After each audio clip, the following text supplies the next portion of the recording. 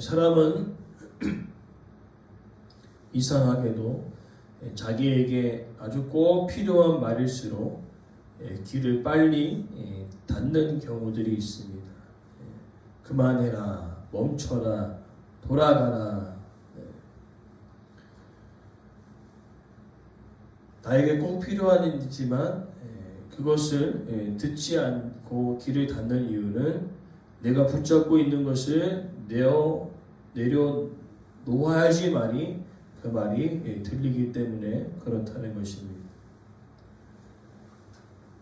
그래서 우리는요, 지혜를 못 들어서가 아니라 사실은 듣고 있지만 못 들은 척 하는 것입니다. 바쁘다는 이유로, 피곤하다는 이유로, 아직 괜찮다는 이유로 나중에 바꾸면 되지 라고 얘기하면서 경고를 무시하는 경우들이 있습니다. 오늘 본문 1장 20절에서 33절은 바로 이와 같이 지혜자가 조용히 속삭이는 것이 아니라 모든 거리에 나아가 외치고 있습니다. 왜 그렇게까지 할까요? 그것은 바로 지혜는 멋있는 말이 아니라 사람을 살리는 말이기 때문에 그렇습니다. 하나님께서는 우리가 넘어질 때에 이렇게 얘기하지 아니하신다는 거죠.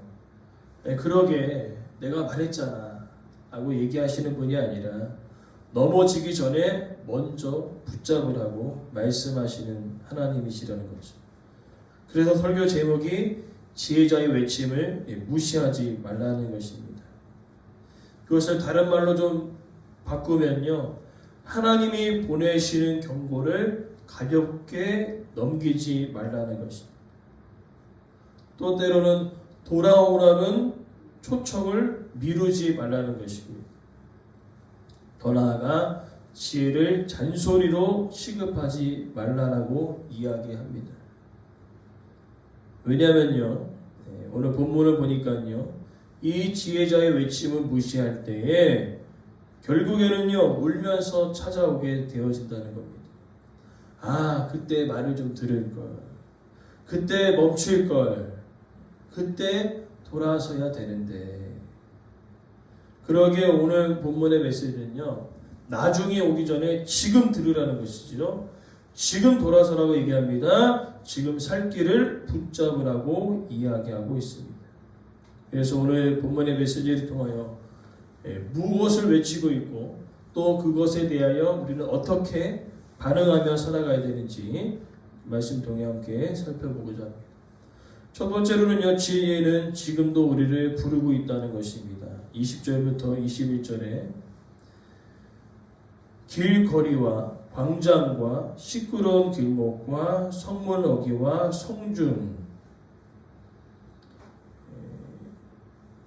이 의미는요, 지혜를 듣고 배우조가 한다면 어디서든지 얻을 수 있음을 이야기해 주고 있습니다. 특별히 오늘 본문의 이 지혜는 단순한 삶의 지식과 정보가 아니라 하나님의 뜻과 말씀을 가리키고 있는 것입니다. 그래서 오늘 이 지혜가 여러 곳에서 부르고 있습니다. 첫째는 길에서 부르고 있죠. 단순한 도로가 아니라 삶의 방향을 가리키고 있습니다. 즉, 삶의 방향이 다른 길로 가고 있는 그들을 향하여 그 길이 아니라고 말씀하고 있는 것이죠. 그 길로 가면은 망한다. 그 길로 가면은 멸망이다라고 외치고 있는 것입니다. 그리고 광장은요, 사람들이 소통하면서 살아가는 곳입니다. 사람들의 이야기 속에 어리석은 자도 있겠죠. 또 때로는 지혜로운 자도 있을 것입니다. 즉, 우리의 삶 공동체 안에서 지혜로운 자와 어리석은 자들이 공존하며 살아가는데, 중요한 것은 많은 사람들이 이 지혜로운 사람들의 말을 듣기보다는 어리석은 사람들의 말을 듣고 움직인다는 것이지. 우리가 어제도 살펴본 대로 지혜로운 자의 말을 들으면요, 세상에서 왕따 당하는 것처럼 느껴지고요, 세상에서 손해보는 것처럼 느껴지고요, 세상에서 바보처럼 살아가는 것처럼 느껴집니다. 그러나 실제로는요, 어리석은 자의 말은요, 겉으로 보기에는 축복인 것 같지만 속으로 들어가면 멸망이라는 것을 이야기하고 있는 것입니다. 그리고 더 나아가 이어지는 시끄러운 길목과 성문 어귀와 성중은 내가 속한 공동체를 가리킵니다. 가정이 될 수 있고요, 교회가 될 수 있고, 또 내가 일하는 일터가 될 수도 있습니다. 그 모든 일터와 가정과 교회 안에서도 여전히 지혜로운 사람과 지혜롭지 못한 어리석은 자들이 있다는 것입니다. 중요한 것은 그러한 삶 속에 지혜로운 자들의 말을 들어야 할 것을 이야기하고 있지만, 이어지는 22절부터 25절의 내용은요, 어리석은 자들은 지혜의 소리를 듣기 싫어한다는 것이죠. 여기 지혜를 거부하는 사람들을 세 부류로 이야기하고 있습니다. 22절에 어리석은 자, 그리고 거만한 자, 그리고 미련한 자. 거의 비슷하지만 약간의 차이가 있습니다. 어떠한 차이가 있느냐? 어리석은 자들은요, 자신의 생각과 행동이 어리석다는 것을 전혀 모릅니다. 자기가 행동하는 것을 전혀 모른다는 것이죠.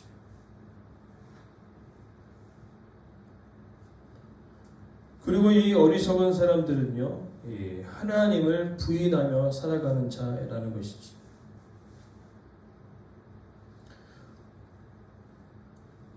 그리고 나서 좀 더 단계가 올라가면 이제 아까 부인하는 것에서 멈추지 않고 거만한 사람은요, 하나님과 지혜를 비웃는 사람들입니다. 자신의 생각과 행동이 항상 옳다라고 착각하며 살아가는 사람들이 거만한 사람이라는 거죠. 즉 거만한 사람과 만나면요, 대화가 되지 않습니다. 잠언에 보면요, 특별히 이 사람들은 훈계하지 말라고 하는데 그 사람들 중에 한 사람이 거만한 사람이에요. 왜냐하면 들어먹지는 않습니다. 왜?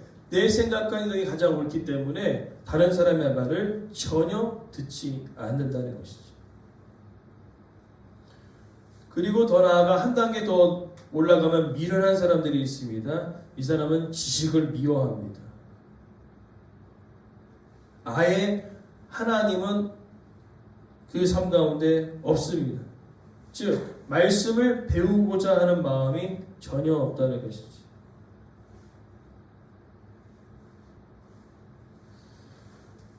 그럼 좀 더 우리가 실제 삶 가운데 부딪히게 이야기를 하자면 이런 것입니다. 이제 어리석은 사람들은요, 단순하고 가볍게 판단해 버립니다.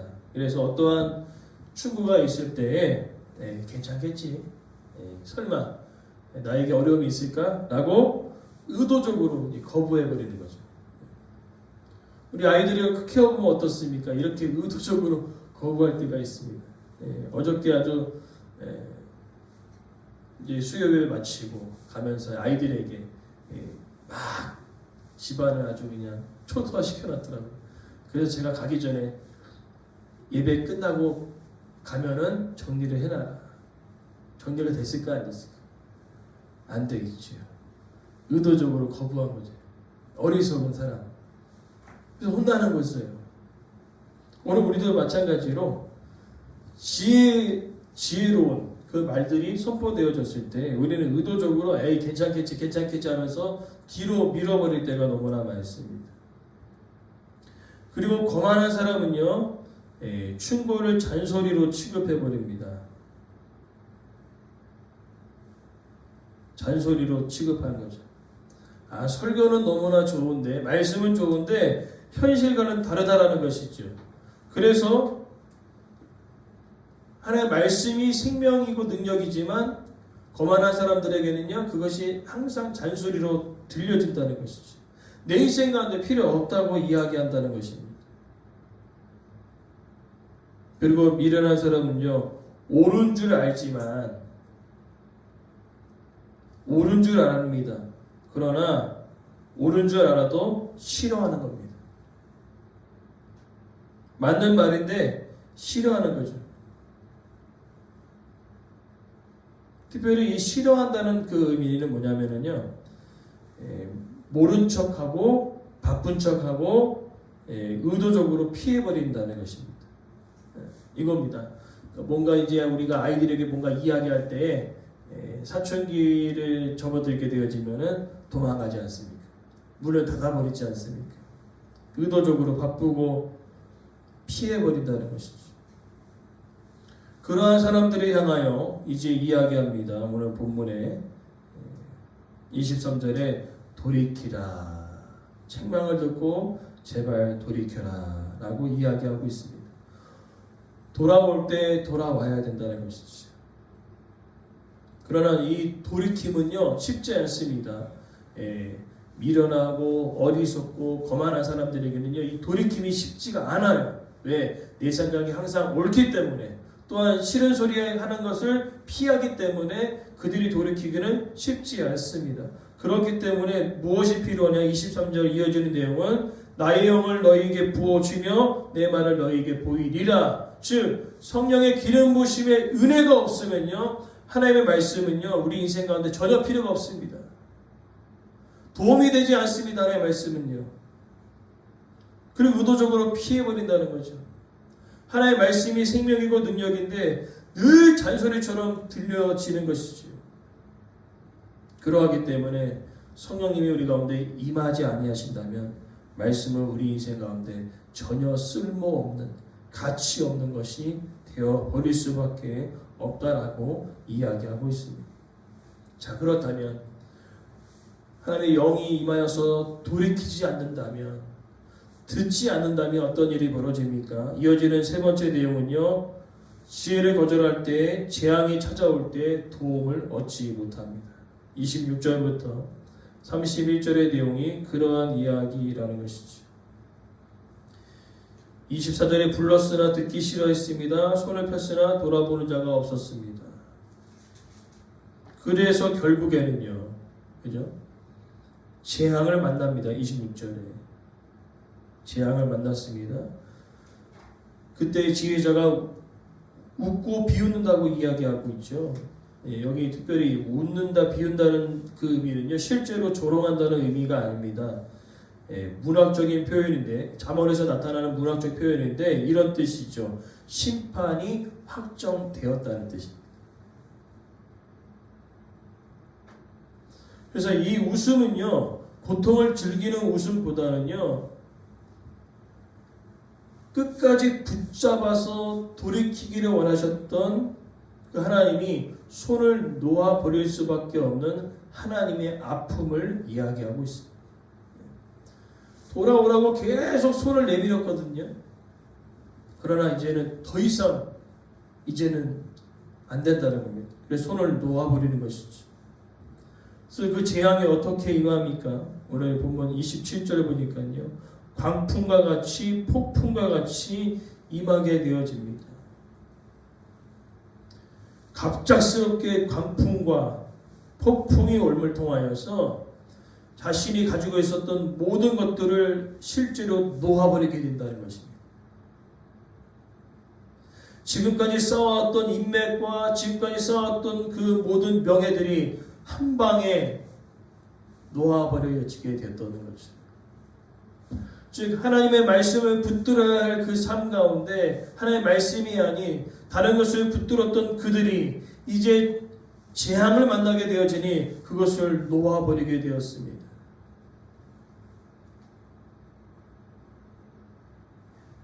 그래서 그들에게 근심과 슬픔이 임하게 되어지죠.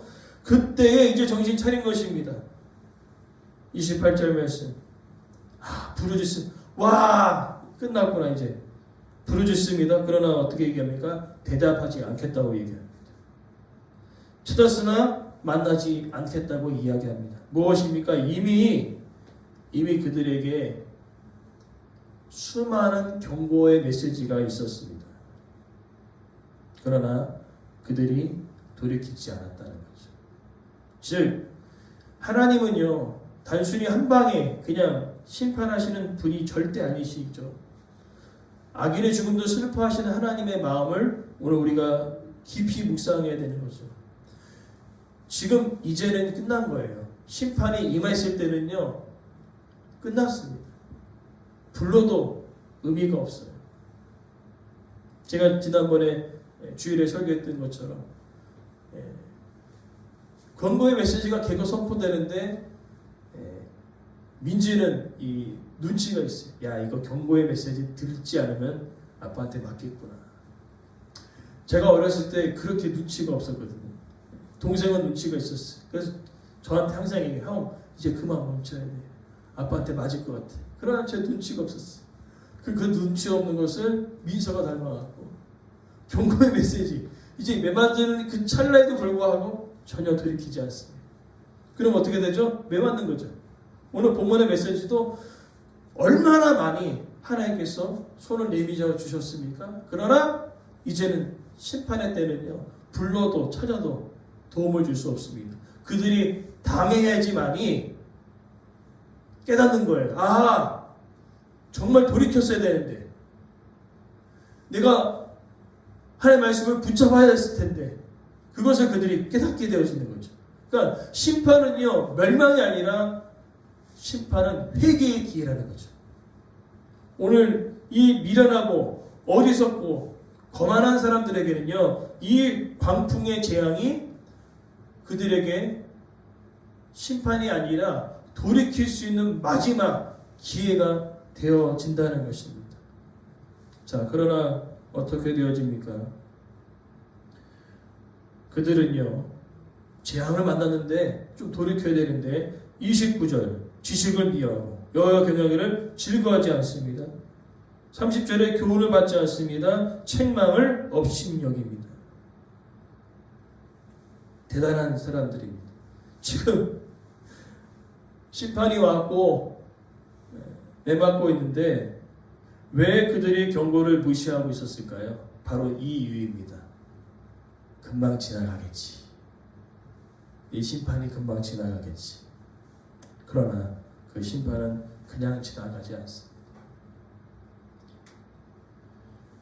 그래서 31절에 결국에는 자기 행위를 먹으며 자기께 배부르겠다라고 이야기하고 있죠. 무엇입니까? 지금 이들이 당하는 고난과 이들이 당하는 어려움은요 누구 때문에 그런 거예요? 자기 때문에 그런 것입니다. 자기 때문에 벌어진 일이라는 것이죠. 자, 그래서 마지막 네 번째 이야기는요 지혜로운 자의 초청을 거부하지 않고 응답하는 사람들은 어떻게 될 것인가? 32절과 33절의 내용인데 어리석은 자의 태보는 자기를 죽이고 미련한 자의 안일은 자기를 멸망시키려니와. 여기 태보는 배반을 의미합니다. 하나님을 의도적으로 등을 돌렸다는 거죠. 다른 길로 가고 있는 상황입니다. 그리고 안일은 무엇입니까? 내 인생 가운데 아무 일도 일어나지 않겠지.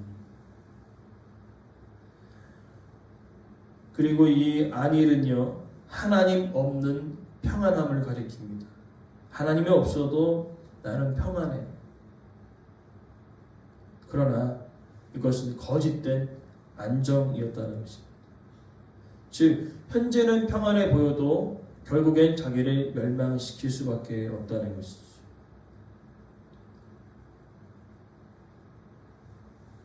그러나 33절 말씀이 우리에게 위로가 됩니다. 내 말을 듣는 자는 평안히 살며 재앙의 두려움이 없이 안전하리라. 앞선 것은 안전하지 못하였습니다. 평안하지 못하였습니다. 그러나 주의 말씀을 듣는 사람은요 오히려 불안한 세상 가운데 평안함을 누리게 될 것이고요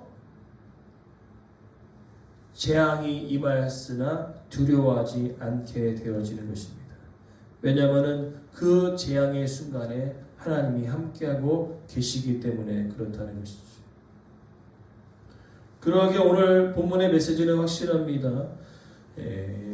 경고의 메시지는요, 우리를 겁주려고 하는 것이 아니라 우리를 살리려고 하는 간절한 외침임을 우리는 기억해야 될 줄 믿습니다. 그래서 오늘 우리가 이렇게 말씀을 마무리하는데, 하나님 주신 경고의 등을 무시하지 말아야 됩니다. 경고의 메시지, 그만해라, 멈춰라. 제가 민서에게 얘기한 것처럼 그만해라, 멈춰라, 매 맞을 수 있다. 그 경고의 메시지를 우리가 무시하지 않기를 간절히 소망합니다. 그리고요, 그렇게 경고의 메시지를 우리가 무시하지 않는다면 작은 순종을 오늘부터 우리는 해야 될 줄 믿습니다. 사과할 사람이 있다면 오늘 짧게라도 연락하십시오. 미안하다. 내가 너무 말이 앞서갔다. 또 붙잡고 있는 자존심이 있다면 오늘 내려놓기를 바랍니다. 아, 내가 틀릴 수도 있구나. 당신 말도 옳습니다. 또 신앙의 자리가 흐트러졌다면 다시 시작하는 행동을 우리가 해야 될 것입니다. 기도하고 말씀을 묵상하며 우리 인생 가운데 예배가 내 삶 가운데 중심이 되어질 수 있도록 우리가 해야 되는데, 내일로 미루는 것이 아니라 오늘부터 하는 것입니다.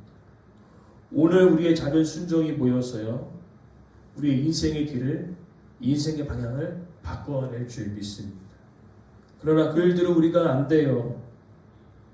자주 이런 생각하지 않습니까? 우리가 말씀 많이 듣지만 알겠는데 안 됩니다. 고치려고 했는데 또 그렇습니다. 내가 과연 바꿀 수 있겠습니까? 라고 얘기할 때 23절의 말씀이 우리에게 복음입니다. 나는 바꿀 수 없지만 네 안에 계신 성령의 역사는요, 나를 바꿔낸다는 겁니다. 나는 할 수 없지만 내 안에 계신 성령님이 나를 어떻게 해요? 만들어 가시고 빚어 가여서 정말로 오늘 본문의 메시지처럼 지혜자의 말씀을 무시하고 모르는 것이 아니라 그 말씀을 붙들고 살아가는 지혜로운 자가 되기를 간절히 소망합니다.